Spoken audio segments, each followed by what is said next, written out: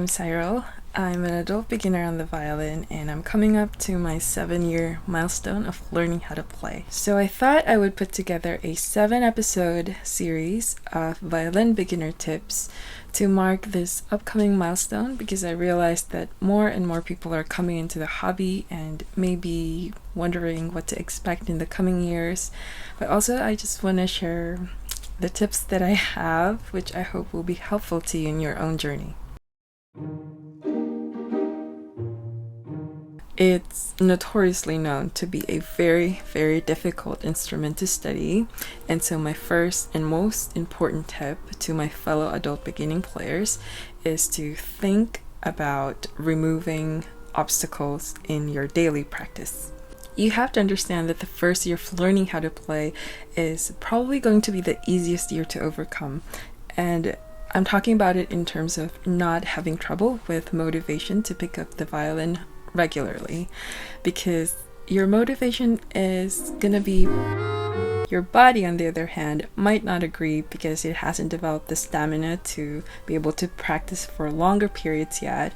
But I can assure you that procrastination won't even be an issue, because the first year of learning how to play is just packed full of exciting new things, shiny things, like your instrument, your lessons, and the thrill of studying the pieces that you love.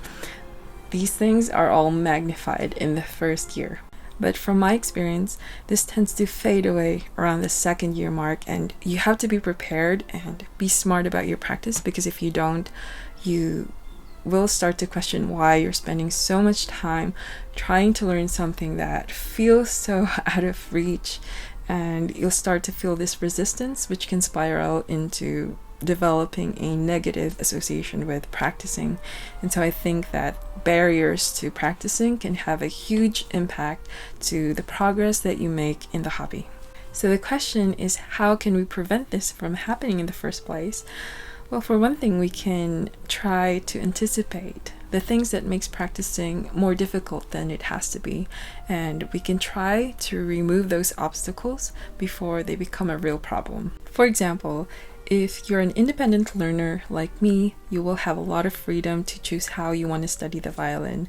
In this case, my personal obstacles would be, number 1, how to manage my time effectively.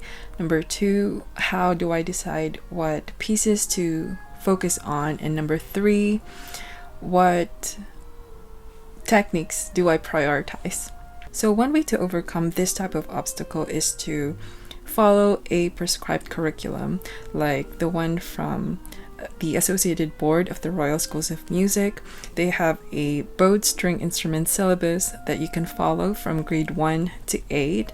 And then there's also the Suzuki method from books 1 to 10.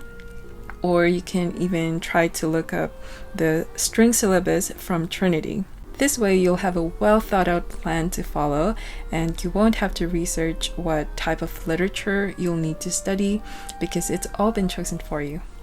The second option is to follow a non-traditional path, and I call this the more relaxed approach, and it's not for everyone, but it's more of an intuitive way of learning, and you basically allow yourself to follow and explore points of interest in the hobby and study them to your heart's content. And I can't tell you how overwhelming it is to follow a non-traditional path at first, but it is also the most rewarding feeling to be able to self-direct your own studies and discover your strengths and weaknesses along the way.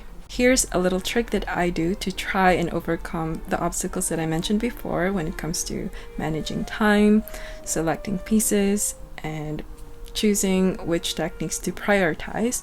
What I do is I think ahead of time what I'm going to be focusing on before I even open my case.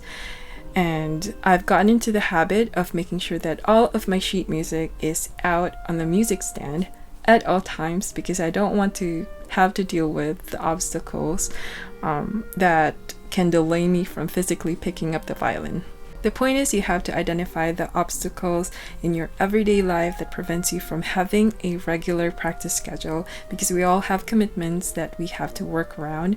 to stay consistent in the hobby. I think that as you stack the years of learning how to play on top of one another, you'll find that practicing can start to feel like a chore, and you have to actively find ways to make it exciting and engaging for you so that it will feel more like play and less of a chore.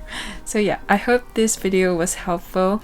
I would be interested to know what kind of obstacles you've removed from your life to make practicing a little easier, and I look forward to hearing about them in the comments below.